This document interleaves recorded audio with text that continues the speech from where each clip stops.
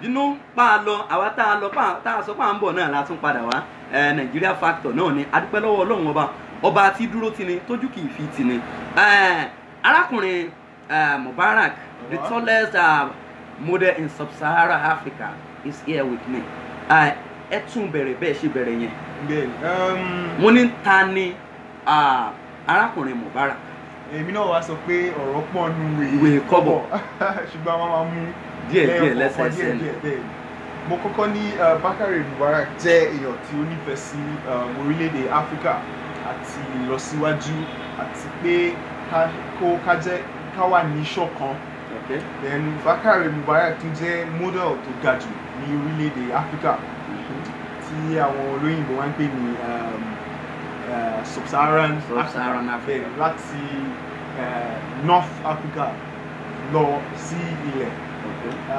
Based on evaluation pé ìgbà tí mo wà ní ọmọ ogún ọdún mo jẹ́ àìtí ó dàbí based on Wikipedia facts bẹ́ẹ̀ ni as at that time Evelyn Eve mo ga jù lọ pẹ̀lú 1 inch mi ò mọ̀ nǹkan tí àwọn olóyìnbó ní 1 inch. Ìwọ̀nba bí ẹsẹ̀ bàtà tíntínní wọ́n bá bí ìdá kínkínní. Ìdá kékeré bẹ́ẹ̀ tó jẹ́ 1 inch mo ga jù lọ pẹ̀lú 1 inch and she was the tallest model in the world as at then maybe 2017 thereabout. So mo àtìgbà yẹn mo tún jẹ́ Mr. Kwara International 2015. Mr. Kwara, oh my God. Mọ́mí mi ọmọ Kwara State ni wọ́n. Mo tẹ̀ fẹ́ bèrè pọ́ ọmọ ìlú Ògùn ni. Mo ní ọmọ Ọ̀yọ́ State ni mi. Ọ̀yọ́ Aláàfin Òjòpá Ṣẹ̀kẹ̀rẹ̀ ọmọ Àtìbà. Ìlú ikú bàbá yèyé aláṣẹ kejì rẹ̀. Òkò wá ní tèmi. Òkò Èrèsé ọmọ Wòyírà. Oh my God. Wòyírà kó mọ́ bá rẹ̀ ẹrúkẹ́rú abilala lẹ́nu. Òkú àjèjì ọ̀rọ̀ yọ. Simaj ọmọ ìlú yín lélẹ́yìí o. You are from the same lineage. Oh, nice. All right. So mọ́mì yín kọ́.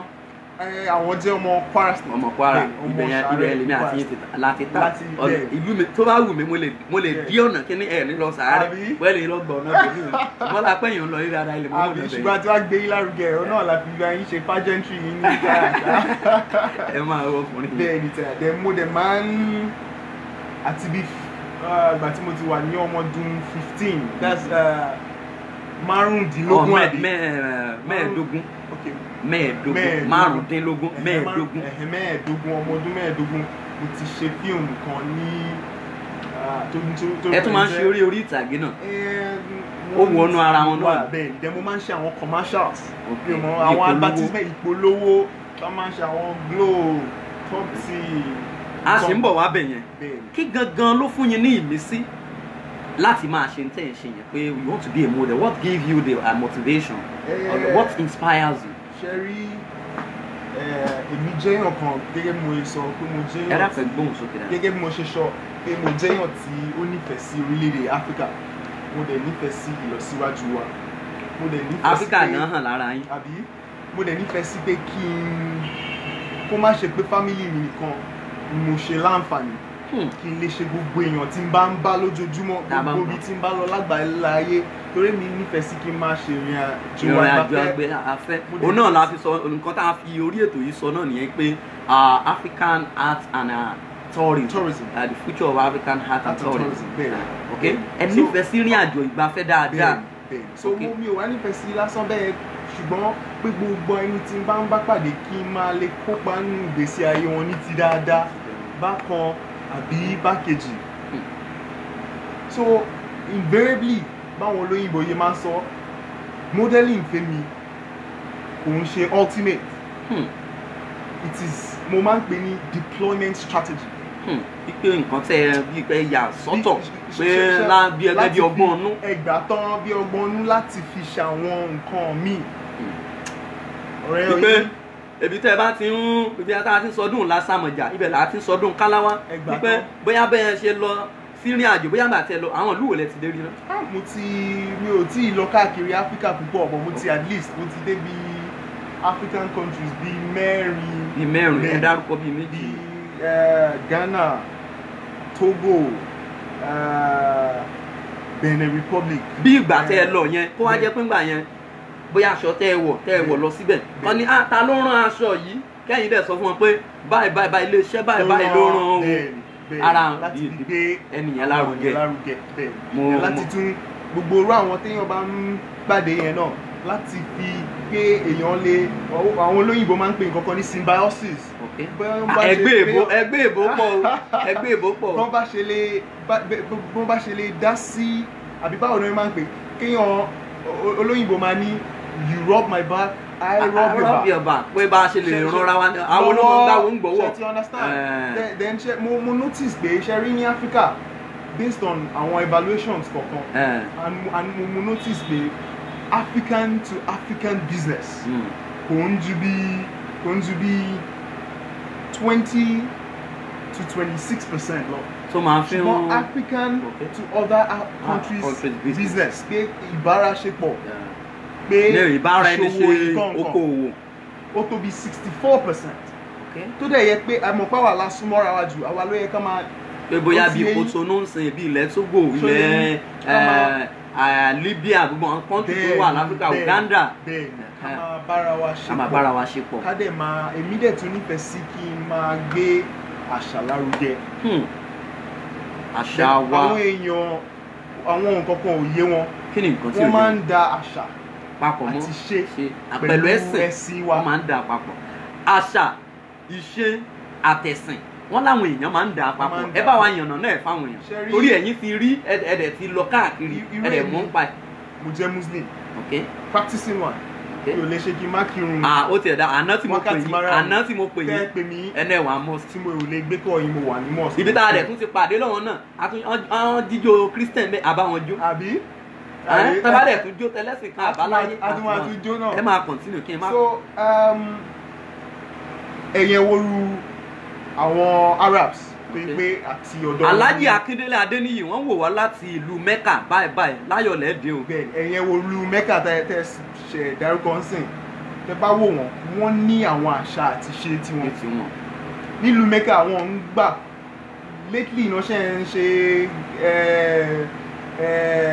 pé gbọ́nmi sí omi ò tó ń pa pé àwọn obìnrin òun wá mọ́tò ní Saudi Arabia torí ara ẹ̀sìn ara àṣà tí wọ́n nìyẹn ẹ lè róbìnrin káàkiri kó máa fẹsẹ̀ kàn gbálẹ̀ káàkiri ní ibẹ̀ ara àwọn àṣà tí wọ́n nìyẹn. ṣe bí ìka tó bá dilẹ̀ náà lè súnmọ́ ń bẹ̀ ń sẹ́ àbí ẹ bá lọ́mọ ń ṣòwò nàbì nígbà tí ò bá níbi tí ó lọ tí wọ́n á rìn káàkiri gbẹ́rùgbẹ́rù bẹ̀ wọ́n ti máa rí i pé eléyìí tọ̀hún ga sókè àwọn bọ̀dọ̀ òsì kan sì ń bẹ ládùúgbò.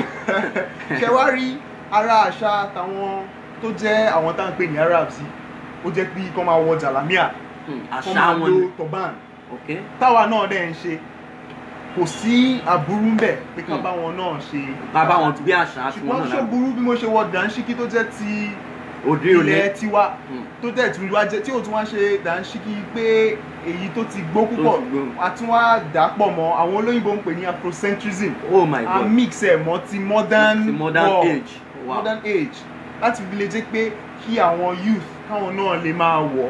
ẹ má tiẹ̀ sọ̀rọ̀ kan wọ́n ní nǹkan tí ẹ̀sìn téèyàn bá ń ṣe tó bá ń lé ọmọ ẹ̀ orò tá a bá ń ṣe tá a bá ń lọ́mọ ń díẹ̀ orò náà ó parun. bẹ́ẹ̀ni ó máa parun. ajá pé bẹ́yìn ṣe rán tẹ́ wọ̀ tó wà unique báyìí tó bá tòde òní mu irú àwa náà tá a jẹ́ youth báyìí youth sì lèmi náà ẹ mọ̀ rò pé torí mo dé ìlànà mo ti darúgbó àwa náà a lè mọ sọ pé mo fẹ́ wọ orú aṣọ báyìí ẹ wọ àwọn olórin wa irú àwọn Davido ó wọ aṣọ dànsíkì kan nígbà tó fẹ́ ṣe ya mímọ fídíò ẹ̀ kan tó fẹ́ yà láìpẹ́ yìí aṣọ yẹn àwọn èèyàn gba wèrè ẹ̀ gan òun kálukú ẹ wọ Lámídé òun náà ó wọ̀ so bẹ́ẹ̀ náà ṣe wọ gẹ́gẹ́ bíi model táwọn èèyàn ń wò káàkiri àwọn èèyàn ti mọ̀ pé àìsàn Mubarak ó wọ aṣọ kan èmi náà fẹ́ wọ rẹ̀ látara abẹ yóò máa promote wa.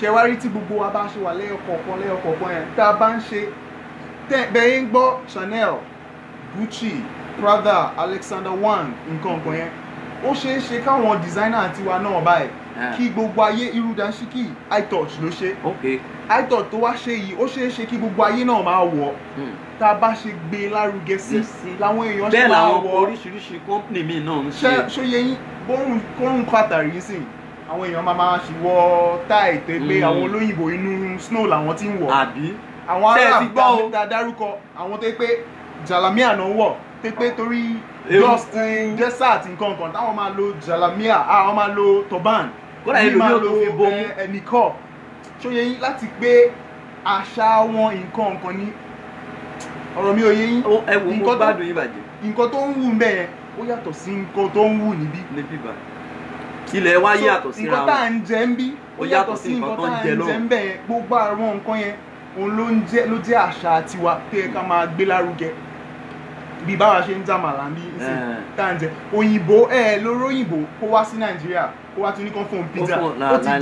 jẹ ó ti ṣú nǹkan tá à ń jẹ níbà ní Nǹkan tá à ń ọbẹ̀ jẹ ń bí jẹ lóhùn náà kò máa kọ́kọ́ ń fẹ́ jẹ jẹ. tán kó mọ̀ ṣu. ṣó ti yé yín Àbí? ìgbà tí ní 2017 ẹ má bínú pọ́rọ̀ mi ń pọ̀ jù káyọ̀ lè bá a tún pẹ́rẹ́pẹ́rẹ́ lẹ́ẹ̀ náà ló já pè ní wa. 2017 mo jẹ́ ẹni tó kéré jù lára àwọn delegates across the world táwọn Nigeria Travel Week tó ń mú lọ fún nǹkan tó ń pè ní Nigerian Travel Week South Western Tour fún Okay. Nigeria Travel Week ọ̀sẹ̀ ìrìnrìn àjò bẹ́ẹ̀ni ìrìn àjò agbafẹ́ Àgbafẹ́. ní Nigeria Travel Week ó wá jẹ́ South West Ondo ni o Ọ̀ṣun ni o. nǹkan Èkìtì nǹkan kan la lọ Ọ̀yọ́ ni o. káàkiri bẹ́ẹ̀ni Abẹ́òkúta ni o. so ìgbà tí àwọn èèyàn Germans àwọn Cypriots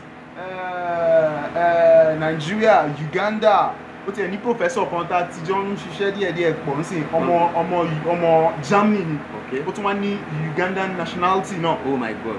so which is dual citizenship Okay. so aṣá àpọ̀ bẹ́ẹ̀ káàkiri ó wá lọ́mọ kan tí mo rántí ó wá láti Uganda ní tiẹ̀ Okay. orin small doctor ṣe ló ń jó sí kò tí ẹ Ah, gbọ́ nǹkan tó ń sọ ó pé kàn. yéé máa sùn tó ń sọ èdè wa yẹn Ló- inú ẹ̀ kan ó tà- ó ń làwọn ṣá ń pé bẹ̀ òun mí fẹ́ sùn. pé kí n jọ kí n bá òun download Orin yẹn. gbogbo nǹkan tá a bá ti ń ó ní kan náà à ń pè ní atol Cyprioid lòun ń tiẹ̀ gbogbo nǹkan tá a bá ti ń jẹ orí dòdòkiri Ó rà ó ara jẹ. ó jẹ orí Kò tiẹ̀ yòówà bẹ̀rù bó ṣe dúdú. ara ó jẹ Orí kúlíkúlí.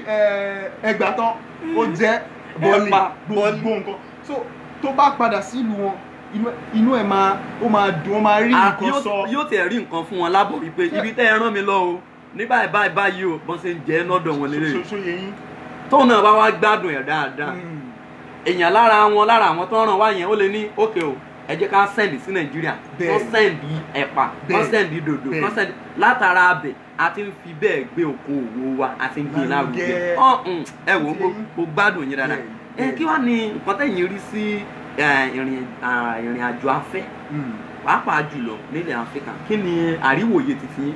Sherry, according to ó ní àwọn kí ló máa ń pa àwọn publisher yẹn náà àwọn tó máa ń òǹtẹ̀wé gbéròyìn- àwọn òǹtẹ̀wé tó máa ń Gbéròyìn gbéròyìn síta síta. according to them evaluations wọn state pé ní Africa 30 million people ló máa ń wá láti ìlú òkèèrè wá sílùú wá Africa sílùú Áfíríkà oh my God. ní every year ṣé wàá rí ní ọdọọdún yìí Mm. lórí index pé ibi tó lórí ń lọ jù gbèdéke lórí gbèdéke pé ibi tó ń lọ jù Nàìjíríà jẹ́ nọ́mbà 6 ipò kẹfà láwà ipò kẹfà pé Nàìjíríà làwọn èèyàn ń wá sí pé jù. táwọn èèyàn ń wá sí èmi rò ní pé ipò àwọn kan kẹfà. ẹnìkan sọ fún mi lánàá ó lóun lọ sí airport kí wọn rá àwọn ọmọ Nàìjíríà tó pọ̀ ní airport pé wọ́n traveller pé sáwọn èèyàn ń sá kúrò ńlẹ̀ yìí ni. àwọn So èèyàn ń sá lọ ẹ̀yin dẹ̀ tún sọ fún mi pé Nàìjíríà àwọn bẹ́ẹ̀ ni àwọn no mo ṣẹ̀rí ní based on index pé àwọn tó ń Ń wọ̀lú wọ̀lú. Africa ní ọdọọdún ó jẹ́ 30 million oh my God so ṣe ṣàwárí 15% 30 million yẹn ní ilẹ̀ Áfíríkà tán Ní lọ ilẹ̀ Áfíríkà Nàìjíríà ní tó- nọ́mbà 6. nọ́mbà 6 ní ìlú ṣe ẹ mọ̀ pé tán bá ní 30 million wá sí Africa ń sìn wọ́n máa wá wò pé òkè lára 30 million yìí o ìlú wo náà ń lọ jù ṣóye yín ẹ mọ̀ pé tán bá wá sí orílẹ̀-èdè Africa wọ́n máa lọ sí wọ́n lè lọ China àmì oní China wọ́n lè lọ Côte d'Ivoire wọ́n lè lọ Uganda. Chad wọ́n lè lọ Uganda wọ́n lè lọ Rwanda wọ́n lè lọ Mauritania wọ́n lè Sierra Leone. ṣóye yín Yeah. so wọ́n wá ní ibo ó wá jẹ́ South Africa òun là kọ́kọ́ táwọn èèyàn ń lọ jù wọ́n lọ jù oh so my God. tabawaka látòkè délẹ̀ Délẹ̀. lẹ́yìn Tunisia ó wá kan Nàìjíríà wow. so àwọn èèyàn ń wá sí ibi ìlú báyìí wa náà kí ni nǹkan tán ń wá wá. ṣe wá rí nǹkan tán ara nǹkan wọn ní more than 50% àwọn tó more than 50% 30 million yìí wọ́n ń wá fún ìṣòwò. Wow. A jẹ́ pé ọjọ́ orí ọ̀la orílẹ̀-èdè Nàìjíríà dáa nìyẹn. Ìgbà tán ṣe wá rí bọ́n yẹn ń wá fún ìṣòwò nǹkan kan yìí wọn ò wá tí ìwà tó torí àwọn nǹkan tá a ní ó pọ̀ débi pé ó tó wá ó tó ká pín káàkiri fáwọn èèyàn.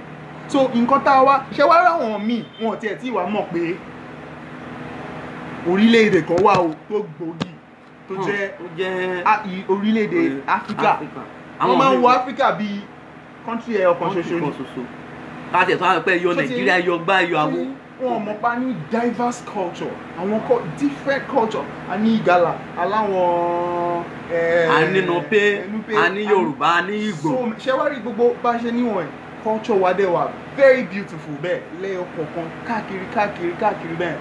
Nígbà táwọn Ọọ̀ni tán ṣe ọlọ́jọ́ tó kọjá ní last ọlọ́jọ́ festival 5 days náà fi host mi tí mo wà ń bẹ̀ tí mo ń jayé tọ̀tún jayé sósì jayé ọlọ́ba nígbà tẹ́ fẹ́ wọlé ẹ̀kan mo ní ọmọ ọba àbí tí mo ń jayé ọlọ́ba ká gbogbo ọdún yẹn àjọṣe ni tẹ́ bá rí beauty tẹ́ bá rí àwọn adúrú àwọn èèyàn tó wá láti different parts of the world táwọn náà wá wò tó wá. Kò sẹ́ni tí ó gbé nǹkan wá bẹ̀ yẹn nígbà yẹn tí ò ní tà bó bá jẹ́ pure water ló gbé wá wàá tà wàá ṣòwò wàá jèrè. bẹ́ẹ̀ni gan ṣe wá bí láàárọ̀ ẹ̀ bẹ́ẹ̀ni náà ṣe jílé tẹ wá bí tourism náà ní ìrìn àjò káàkiri ṣàwárí wọn ní lára 30 million yẹn àwọn tí ó jẹ́ pé wọ́n wá fún proper tourism pé kán lọ síbírú ọdún tí mo sọ yẹn àwọn ọdún àbí bí àwọn monument àwọn bíi kí wọ́n lọ sí ibi ọ̀pá Ọ̀rànmíyàn wọ́n lọ sí Ọ̀ṣun wọ́n lọ sí ère Ìṣẹ́ wọ́n lọ sí ère Ìṣẹ́ wọ́n lọ sí kí náà ń pè tí ibi omi gbóná àti tútù ti papọ̀ ní Ìkọgòsì àwọn yẹn 15% ni wọ́n ṣe wá rí nílùú tèmi gan òkè kan wà ń bẹ̀ mò ń sọ fún àwọn ọmọ ìlú òkè tẹ́yìn ń wò tẹ́yìn fojú tẹ́lẹ̀ yìí òkè Ọ̀tà fún la máa ń pè. À ń bọ̀ ń bẹ̀. ẹ̀sìn ń bọ̀ àjọ máa lọ bẹ̀ àjọ máa dé bẹ̀ ní lágbára Ọlọ́run. À ń bọ̀ ń bẹ̀. òkè Ọ̀tà fún èmi ò gbẹ̀yìn dé ẹ̀ dèrè Ìpọ́nrin o òkè Ọ̀tà fún mo fẹ́ ẹ wo òkúta kan wà nínú igbó òkúta tó ń pè ní òkúta Àpọ́nrin gangan ọmọ kan lọ síbẹ̀ láìpẹ́ yìí mo wá post mo wá tag àwọn so many celebrities àwọn èèyàn ń wò mí bí ìranù mo ní níta-yìí ń wò yìí tábà wò láti Amẹ́ríkà owó ni àwọn èèyàn máa wá wò pé òkúta ti pé ó ti pẹ́ ó sàgbà àwa gan tá a wà yìí. ṣó yẹ yín ẹ bá rí Notre Dame tí ó jóná níjọ́sí ní Paris kó tó pé 20 hours làwọn olówó tán lówó gidi wọ́n ti kówó jọ billions of dollars. pé ibi ìbáyọ̀ afẹ́kẹ́ tó ṣe. Notre Dame yìí kò tí ì ju bí 850 years lọ. Àwọn monuments àwọn nǹkan tó jẹ́ àwọn nǹkan àlùmọ́nì táwa ní Áfíríkà àtẹ̀yí tán ti kó lọ ní o àtẹ̀yí tá a ṣì ní ó ju gbogbo iye ọdún yẹn lọ. Irú òkúta tẹ́ ń sọ ẹ̀ ó ṣeé ṣe kó ti ju irú ọdún bẹ́ẹ̀ yẹn lọ. ó ti pẹ́ so Asian town ní Ìpọ́nrin ní Kwara State. àwọn èèyàn lè máa wá wò òkúta yìí ó ti pẹ́ kò dẹ̀dí ẹ̀pẹ̀ ó ṣe báyìí ó ṣe báyìí ó ṣe gbá ó ṣàwo àwọn èèyàn alágbára àwọn ibẹ̀ náà fi ń pọ́n ibẹ̀ gangan náà fi orúkọ yẹn sọ Ìpọ́nrin nílùú Kwara. arábìnrin Ọláyínká Àjàní sọ̀rọ̀sọ̀rọ̀ ni wọ́n ìlú Kwara náà ti ń wò wá láti Royal FM nílẹ̀ Kwara. arákùnrin Mubarak ń kíyìn dáadáa o à ń bọ̀ wá lu Kwara o lágbára lọ́wọ́ Ọlọ́run ọba. arákùnrin Mubarak kí wá làwọn àǹfààní tó sodo sínú ìrìn àjò gbafẹ́ ẹ ti sọ díẹ̀ ẹ tún bá wa nà án níbẹ̀ dáadáa. ṣe rí kí àwọn advantage ó pọ̀ téèyàn lè rí. ṣùgbọ́n màá kàn dárúkọ bíi mélòó kan. torí àsìkò. ara ẹ̀ náà láti sọ pé ok ẹ jẹ́ tún lè kàn sí ní 2 weeks ago mo wà ní event kan mo wá wọ kẹ̀mbẹ̀ àti mo wọ kẹ̀mbẹ̀ mo tún wọ aṣọ I saw the picture mo wọ aṣọ bí àwọn Senegalese màá sì post the picture yẹn sórí timeline mi tá a bá ti ṣe tán. ṣé wá rí ìgbà tí mo wọ aṣọ yẹn ó wá lọ́mọ Cameroon kan ṣe ló kígbe gan ìgbà tó rí mi inú ẹ̀ dùn gan. ṣé òun kọ́ ló dúró lẹ́gbẹ̀ẹ́ yín tẹ́jọ ya picture yẹn òun náà ga dé báyìí. no kò tiẹ̀ tún ṣe yẹn nìyẹn àwọn èèyàn pọ̀ tó wà ní ibi event yẹn so ilé ọmọ Cameroon gangan ni ó yẹ wá rí mi inú ẹ dùn gan ó ní kí n dúró kóun yá mi kóun sẹ́nẹ̀ sí ìlú sísá wọn wọn pé òun ọmọ pé a máa ń wọ kẹ̀mbẹ̀ ní nílẹ̀ yìí. Nàìjíríà náà pé Cameroon páwọn máa ń wọ gan pé òun in fact òun. ẹ continue.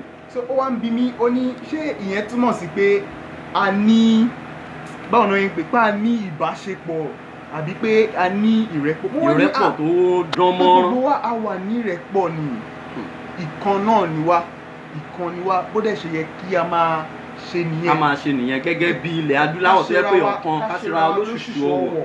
gbogbo ká máa kóra wa báwo ni àwọn Yorùbá máa ń sọ pé ká máa kọ́ ọmọ olùbọ́. ká máa kọ́ ọmọ olùbọ́ pọ̀. ṣó ti yẹ yín ká lè jọ ní ìlọsíwájú ẹ wá àwọn Dubai 15 years only development one time wo yẹn tí gbogbo ayé 15 years pé ọdún mẹ́ẹ̀ẹ́dógún péré onana ní gbogbo ibi táwọn èèyàn ń sá lọ yẹn. wọ́n lọ láti different parts of the world 196 countries in the world afẹ́yàlẹ́ sọ pé kò síbi tí wọn ò ti ń lọ sí Dubai ní gbogbo ìgbà. ṣé wàá rí the funniest thing ni pé ní Africa táwa wà Ọlọ́run ṣe nǹkan àlùmọ́ọ́nì síbí débi pé ó tóbi. ó kọjá àfẹnusọ ó kọjá rẹ ara ẹ̀ náà làwọn a ti sọ nípa èrè Ìsìẹ́ a ti sọ nípa Ìkògòsì Èkìtì a ti sọ nípa Ọ̀pá Ọ̀rànmíyàn pé àwọn bíbí ìgbà yìí àwọn èèyàn lè máa lọ síbẹ̀. ó tún wá láwọn kan táwọn èèyàn ò tiẹ̀ mọ̀ rárá ó níbì kan tó ń pè ní wọ́n ń pè bẹ̀ ní Ọ̀yọ́ state ló wà wọ́n ń pè ní Adó-Àwáyè. Adó-Àwáyè ṣẹ́rí Adó-Àwáyè wọ́n máa ń pè ní suspended lake. ó dàbí lake tó wà lórí mountain tó ń wá láti orí òkè yẹn sí lẹ́yìn. no lake ni ẹ mọ̀ bí lake ṣe máa ń rí yẹn tó pé omi adágún tó wà lórí òkè tó tóbi. omi adágún tó wà lórí òkè.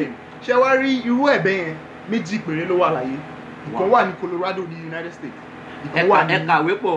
mi ò wá tí ìkà tó náà ìkan wà ní Adó-Àwáyè tó jẹ́ Nàìjíríà. ní Nàìjíríà wà kan bíbá yìí náà àwọn èèyàn dẹ̀ máa dá lọ́bẹ̀. ẹ wo orú nǹkan bẹ́ẹ̀. lára àwọn àǹfààní tó wà nínú tourism òun láti gbé yẹ̀wò yẹn àwọn ìṣòro tó ń kojú wa òun náà ni pé à ń sọ pé àwọn èèyàn máa lọ síbi àwọn kìnnì ǹjẹ́ àwọn ìjọba wa gan ṣé kí ni àmọ̀ràn títí yín gangan fún wọn láti lè jẹ́ kí àwọn bíbá yìí kó dùn rí ẹ mọ̀ pé tó bá dùn rí làwọn èèyàn máa lọ ẹnikẹ́ni kó lọ Adó-Àwáyè tó lọ inú igbó tó lọ gbé lọ tó kidnap ẹ̀ kí ni àwọn àmọ̀ràn yín fún ìjọba. àmọ̀ràn tèmi ni pé ṣẹ́rí àkọ́kọ́ náà security àwọn olóyìnbó ló máa ń pè ní security tó jẹ́ kí la máa ń pè ní ètò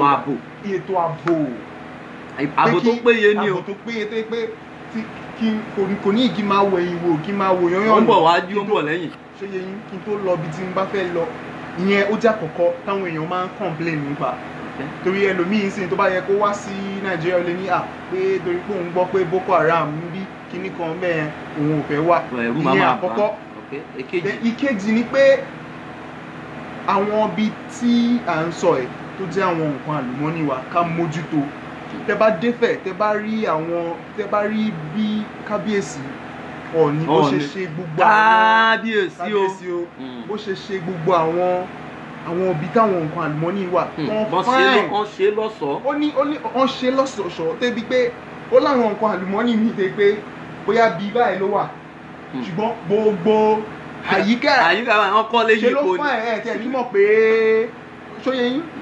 bóyá tẹ bá ń padà lọ fẹ yẹn máa mú mi dání àjọ lọ kò sí wàhálà. ẹ ti ṣàdéhùn pé a máa jọ délùú Pọ́nrin a fẹ́ lọ wo Òkè Ọ̀tá fún a fẹ́ lọ wo òkúta Pọ́nrin gangan agbára lọ́wọ́ Ọlọ́run ọba so níbi àwàdà lóòótọ́ ọ̀rọ̀ tí máa ń jáde Mr. Mubarak kí wàá ní àwọn ipa titi yín tẹ́yìn náà ń sà ní ẹ mọ̀ wípé ókè o à ń sọ pé ìjọba ò ṣe ẹ̀yin àwọn èèyàn ti ń mọ̀ yẹn káàkiri ẹ̀yin náà ń gbìyànjú ẹ̀ ń promote culture ẹ̀ ń promote art nípa aṣọ wíwọ̀ nípa rírìn ìrìn àjò afẹ́ ara kan náà lẹ́tún wá ṣe léni kí ni àwọn nǹkan tẹ́ ẹ tún ṣe múra àwọn picture kan tẹ́ ẹ ń post kí ni ìyẹn dá lé lórí. ìyẹn ó jẹ́ project mi kan tí mo ṣe lórí tó jẹ́ Photo Waka. ó ní Photo Waka. Ó ní Photo Waka. Ìyẹn tó ó lágbára waka nìyẹn o kéèyàn máa rìn káàkiri ká máa rìn káàkiri ká máa ṣe ìrìn àjò àgbafẹ́ ẹ láàyè wa dáadáa ká dẹ̀ máa gbé àṣà wa lárugẹ. so kí ni Photo Waka yẹn kí ló kó sínú kí làwọn kan tó kó sínú. òun náà ni mo ti ń sọ lẹ́yọkọ̀ọ̀kan yẹn ṣe rí ká máa rìnrìn àjò àgbafẹ́ ìyẹn àkọ́kọ́ kò wá ń ṣe ká máa rìnrìn àjò àgbafẹ́ yẹn nìkan ṣùgbọ́n ká máa fi àwọn ibi tá à ń sọ yìí táwọn èèyàn ò mọ̀ torí mo gbàgbé láti sọ fún yín pé lára àwọn nǹkan tó ń kojú ìṣòro tó ń kojú wa ni pé àwọn èèyàn ò mọ̀ àwọn ibi tá à ń sọ. ṣebí ibi téèyàn bá mọ̀ lèyàn ò gbé lárugẹ. ṣe rí ìgbà tí mo lọ sí Ondo nígbà Nigeria Travel Week tí mo ń sọ yẹn a rí bàbá Elizade Elizade Motors chairman Toyota Nigeria wọ́n invite wa wọ́n wá ń sọ fún wa wọ́n fi golf course fún wọn kan wa golf course sí dẹ̀rẹ̀ standard golf course world class 18 hole standard mi ò gbọ́ rí ó wà ní Ondo bàbá yẹn sọ fún wa pé $17 million làwọn fi kọ́ bẹ́ẹ̀ golf course bẹ́ẹ̀ níbi tó ti ń gbá golf bẹ́ẹ̀ ni $17 million làwọn fi kọ́ $17 million yes in dollars. owó tabua ni. owó tabua ni. so ibi tó yẹ pé láti gbogbo àgbáláyé tó yọ káwọn èèyàn mọ̀ wá kọ́ máa ṣe tournament káwọn golfers káàkiri àwọn tó ń gbá golf kọ́ máa wá bẹ́ẹ̀ agbábọ́ọ̀lù golf yẹn kọ́ máa wá káwọn náà máa wá gbá káàkiri orílẹ̀-èdè Nàìjíríà kọ́ máa kí gbogbo wa mọ̀ ó jẹ́ tourist center kan tó wà pa. owó ti rú èyí tí mo sọ yẹn náà ti Àdó Àwáyé yẹn náà tó yẹ káwọn èèyàn máa wá ṣùgbọ́n wọn ò mọ̀ so òun ni èmi wá ń try láti ṣe tá a bá mú wọn káàkiri lọ gbogbo ibi tá à ń sọ yìí tá à ń fi hàn wọn ní kan báyìí wọ́n à ń bí o amóhùnmáwòrán ní newspaper ní rédíò ní gbogbo àwọn mídíà tá à ń fi hàn pé báyìí làwọn kìíní ṣe ó ṣe dáa tó ló ṣe wuyì tó ló ṣe dùn rí tó. tẹ́lẹ̀ olden days nígbà yẹn àwọn òyìnbó náà ń bá wa kọ kìíní wọn ò mọ̀ bó ṣe yẹ kó mọ̀ wọn ò mọ̀ bíi tiwa. ẹ wo ká má fọ̀rọ̀ lẹ̀ sọ̀rọ̀ ó dá mi lójú pé tá a bá pè yín gbà mí ẹ̀ dá wa lò ó dà yìí pé ibi tá a rí délé nìyí mo rí pé ọ̀rọ̀ pọ̀ lẹ́nu Mr. Mubarak dáadáa sọ̀rọ̀sọ̀rọ̀ níyìn nítorí pé ẹ ti rí ìrírí lóríṣiríṣi Photo Waka yẹn kí wọ́n á ní ibi next level tẹ̀ ń gbé lọ ká máa fi yẹn ṣe. lọ́wọ́ báyìí àkọ́kọ́ Ìlọrin ní Kwara State láti kọ́kọ́ ṣe first one we test then a ṣe ti Ifẹ̀ good enough kábíyèsí wa Ọọ̀ni of Ifẹ̀ àwọn ni Ọ̀jájá tó fìdí ọ̀tẹ̀ gbálẹ̀ bẹ́ẹ̀ ni Àlàká ọmọ Àpáàrà àwọn ni grand patron wa mi ò mọ táwọn olóyìnbó bàbá àṣàlẹ̀ wa in fact ní ọdún tó kọjá ọdún tó kọjá wọ́n fi ìwé ránṣẹ́ sí wa láti fi sọ pé I saw the letter ó wà lára nǹkan tó jẹ́ kí mi gbé yín wá sórí ètò yìí pé nǹkan tí bá mi ọ̀nẹ́ tán ti buwọ́lù àwa náà a gbọ́dọ̀ support wọn torí àwọn èèyàn ní ń ṣiṣẹ́ ìlú ọba ní ń ṣe olórí wọn so kọ́lọ̀ ń kó jẹ́ ká rí bàbá pẹ́ so wọ́n fún yín níwèé pé ibi tẹ́ ẹ bá ti lọ o pé a support ẹ o pé nǹkan tó ń ṣe yìí endorsement letter nìyẹn pé nǹkan tí ká máa gbé àṣà àti ṣe wa lárugẹ ká dẹ̀ máa sọ pé torí pé Muslim ni wa àbí Christian ni wa ká wá rí bàbá wa ká wá má kí kárí bàbá ká sọ pé àní kúnlẹ̀ tó ti yẹ yín ká sọ pé àní kí dáadáa àbí ká rá àwọn àgbàlagbà ká sọ pé ká ṣe ṣọ́ọ̀ṣì wọn ká sọ pé ẹnu àgbárùn ọmọ kékeré tó bá tiẹ̀ sọ pé ẹnu àgbárùn òun náà èmi àmọ́ sọ̀rọ̀ kan ìmá ní ọmọ tó bá ní Ọlọ́run járí yín pé Ọlọ́run járí òun náà fẹ́ pẹ́ láyé ọmọ tó bá ti lóun fẹ́ rágbàlagbà pé ajẹ́pọ̀ òun náà fẹ́ pẹ́ nìyẹn Ọlọ́run ọba mi kó jọ jàre kó jẹ́ ká rẹ̀yìn àgbàlagbà pẹ́ dáadáa. ilẹ̀ Áfíríkà ó rẹwà ilẹ̀ Áfíríkà ó dùn rí ilẹ̀ Áfíríkà ó wuyì gidigidi pàápàá jùlọ orílẹ̀-èdè Nàìjíríà èmi àdẹ̀ tó máa sọ ẹ́rí nínú introduction tèmi máa ní ìlú ìpọ́nrin pọ́dà ọkọ̀ gbogbo ìlú ńlá bí ìlú bá tóbi tó ju China lọ lágbàáyé ajẹ́pẹ̀lú dáàdi tèmi òun lọ ga gbogbo ajẹ́pẹ̀lú títí tèmi ló fáìn jù nìyẹn ẹ̀yìn àgbà torí alára ló ń gbára gà tèmi gan bá sọ pé èmi gan ìlú wa ló fáìn jù ajẹ́pẹ̀mí náà mi ì tí ì jalè pa ní táàrí délé ní náà nìyẹn á dágbére fétò ní ní dágbére fáyé tá bá fẹ́ rí yín ní orí Instagram kí ni handle yín. Bakari_Mubarak. Bakari_Mubarak ok ní handle wọn lórí Instagram òun náà ní Twitter ní Facebook Mubarak Bakare. Mubarak Bakare Facebook page and normal Mubarak account. Okay. Then website mi bakaremubarak.com. bakaremubarak.com. Níbẹ̀ mo máa ń kọ nípa àwọn mythologies àwọn ti Yorùbá tó jẹ́ àwọn ṣé kí la máa ń pe àwọn nǹkan ìṣẹ̀ǹbáyé kọ́ yẹn. nǹkan ìṣẹ̀ǹbáyé then àwọn èèyàn tó ti àwọn táwọn olóyìnbò máa ń pè ní àwọn heroes Yorùbá. ok àwọn alágbára àwọn èèyàn jankan-jankan. bẹ́ẹ̀ ni ìgbà tí mo lọ síbẹ̀ mo lọ bá ẹni tó jẹ́ president àwọn Ọlọ́bàtálá gbogbo àgbáyé pé ká gbọ́ tẹnu tiẹ̀ náà pé kí lóun náà ní sọ ilẹ̀ rí tẹ́ ẹ ṣe pálídì kìíní yìí. nídìí kìíní tó fi ń ṣe kìíní wọ́n máa ń pè wọ́n ọba gan ni wọ́n níbẹ̀ wọ́n jẹ́ descendant Ọbàtálá pé káwọn náà sọ fún wa kó má ṣe pé àwọn òyìnbó ló máa wá ó dà pé ẹ padà wá sórí ètò yìí o kí ni nǹkan tán sọ fún yín. wọ́n ka àwọn nǹkan púpọ̀ bíbẹ̀rẹ̀ tán bẹ̀rẹ̀ ni pé àwọn Ọlọ́bàtálá wọ́n jẹ́ ká understand pé àwọn Ọlọ́bàtálá wọn ò gbúdọ̀ mẹ́mu. torí Ọlọ́bàtálá kì í mẹ́mu. bẹ́ẹ̀ ni wọn ò mẹ́mu torí pé funfun dẹ̀ náà máa ń wọ̀ aṣọ funfun náà máa ń wọ̀ torí pé inú wọn dáa ni inú wọn mọ́ àlà funfun gbò kanlẹ̀. bẹ́ẹ̀ ni wọ́n ní ṣé funfun wá jẹ́ nǹkan tó burú. èmi tẹ láìkì nǹkan pure white torí ẹ máa rí irú báyìí ẹ máa rókè báyìí mo láìkì funfun. ní báwọn ṣe gbàgbọ́ wọ́n lọ ní Olódùmarè tó jẹ́ Ọlọ́run òun ló rán Bàtálá tó Bàtálá gan ni bàbá ni Olódùmarè rán nítorí òun ló dàgbà. bàbá àgbọn mèrègún Ọbàtálá bàbá àgbọn mèrègún. ní kò tẹ́ ń sọ Bàtálá ní bàbá àgbọn mèrègún. bóun náà ṣe sọ fún yín. wọ́n ní Ọ̀rúnmìlà òun bára àgbọn mèrègún. Ọ̀rúnmìlà bára àgbọn mèrègún. lẹ́ bá ti ń súnmọ́ àwọn àgbà ẹ̀ máa. ẹgbà báyìí. wọ́n wá sọ fún wa wọ́n ní bàbá tó jẹ́ Ọbàtálá tó lóun ló dàgbà jù òun ní Olódùmarè rán pé kó wá sáyé wọ́n ló gbé àpò fún wọ́n ló gbé àpò láwọn inú Yorùbá náà ti pè mí nìyẹn ẹ̀yẹn máa ṣàlàyé ẹ̀ fún àtọ́nà sọ bẹ́ẹ̀. ṣe ti rí nǹkan tá à ń sọ bẹ́ẹ̀ pé ó yẹ ká máa gbọ́ ká máa tún kọ. ó gbé kinní kan wọ́n ló gbé àpò láwo orí wọn jì wọ́n àwọn lápò mẹ́ta ni wọ́n lápò kékeré àpò nǹkan kan then àpò láwo orí wọn jì wọ́n pé wọ́n wá bu yẹ̀pẹ̀ wọ́n gbé àkùkọ wọ́n gbé ewé kókò àti yẹ̀pẹ̀ wọ́n gbé fún Olódùmarè wá sọ fún pé báyìí ni kò ṣe tó bá ti dé orílẹ̀ ayé ní omi ní gbogbo ẹ̀ pé tó bá ti tẹ́ ewé kókò sílẹ̀ ó máa wá gbé yẹ̀pẹ̀ sí pé àkùkọ yẹn ló máa wá tàn káàkiri. ọkọ mi náà nù Yorùbá ńgbà mú wa ó ti pẹ́ o. ṣùgbọ́n wọ́n wá ní bí wọ́n ṣe wá ń tẹ̀síwájú ó ti wá rẹ bàbá torí bàbá arúgbó jọkùjọkù ni bàbá dẹ̀ rẹ̀ múlẹ̀ èṣù gbélẹ̀ èṣù ló gbẹ́ múlẹ̀. èṣù yẹn ṣèyàn dáadáa ọmọ burúkú lè sùn láti dé wọn. bí bàbá ṣe rẹ́ mú nìyẹn o. bí òǹgbẹ ti gbẹ bàbá ni. òǹgbẹ gbẹ bàbá ti dàgbà ó ní Oòduà Oòduà sì ṣe jọ́njọ́n tẹ̀ Oòduà bá gbé àpò láwọn rí jẹ wọn jì wọn bí mo tún gbọ́ kan lẹ́nu. so Oòduà gbọ́n tiẹ̀ gbé. ẹ continue. wọ́n ní òun lo Oòduà fi wá lọ Oòduà tẹ̀wọ̀n rọ̀ Oòduà wá tẹ̀wọ̀n yẹn rọ̀ ẹ̀wọ̀n tó fún wọn pé kàn fi bọ́lẹ̀ ó wá ṣe ṣùgbọ́n wọ́n ní Oòduà ò ṣe é tó bó ṣe yẹ ó ṣe bí bó ṣe gbọ́. pé bọ́n ṣe ṣàlàyé fún pé tó bá ti débẹ̀ o gbé ewé kókò sílẹ̀ dáyé pẹ̀lẹ́ lórí. ó ṣe bẹ́ẹ̀ ṣùgbọ́n kò tẹ́ dáadáa tán.